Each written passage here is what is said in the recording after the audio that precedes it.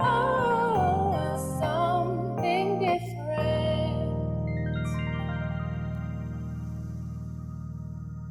Mark chapter 5, verses 18 to 20. As he was getting into the boat, the man who had been possessed with demons begged him that he might be with him. And he did not permit him, but said to him, "Go home to your friends and tell them how much the Lord has done for you, and how he has had mercy on you." And he went away and began to proclaim in the Decapolis how much Jesus had done for him, and everyone marveled. What have you been doing with your testimonies? How much have you done with the stories of the goodness of God in your life? Do you remember how he brought you out? Do you remember the things he saved you from? Do you remember the times he came through when you thought it would never happen again? What about the healings? What about the peace and the joy? What about that deliverance? What have you been doing with your testimonies? This demoniac was so grateful about being delivered, about the legions being cast out of him, that he just wanted to go with Jesus wherever Jesus was going. And Jesus said no. It would have seemed quite the right response to say, "Lord, I'll go wherever you're going." But Jesus said no. Jesus said, "There's work here for you to do. I'm going back across the sea, but I need a witness here.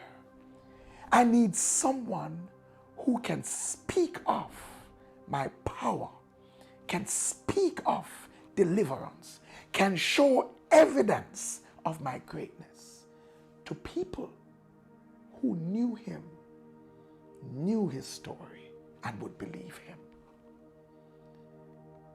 The churches in the Decapolis, history tells us, were started from this man's testimony. All of 10 cities were impacted because of his testimony. What have you been doing with your testimonies? It's more than going to church and singing and shouting and dancing and saying God is good. Yes, that's important. Thanksgiving is important. Praise and worship is important. But it's time to tell the stories.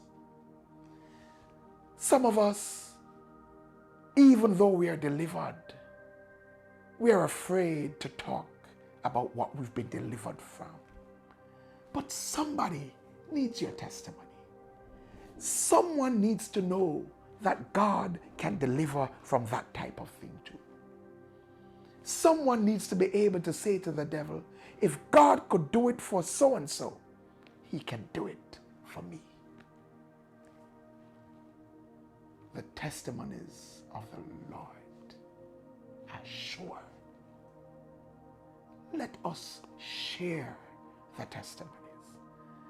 It's time to be a monument of God's grace, a monument of God's healing power, a monument of God's provision, a monument of his delivering power. Let's not waste the testimonies. Don't keep them to yourself.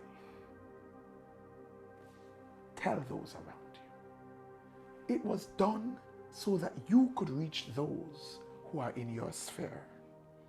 The people you can reach, I probably can't. The people you can influence, I probably can't. So, use your testimonies. Let someone know of the goodness of the Lord. And of course, this channel is a good place to start. So tell us those testimonies. God bless you. Like, share, comment, and subscribe. Don't forget to hit that notification bell. And for more, join us at 9 a.m. on Sunday mornings at 10 Union Square, Crossroads. If you can't be there in person, join us virtually via Facebook Live.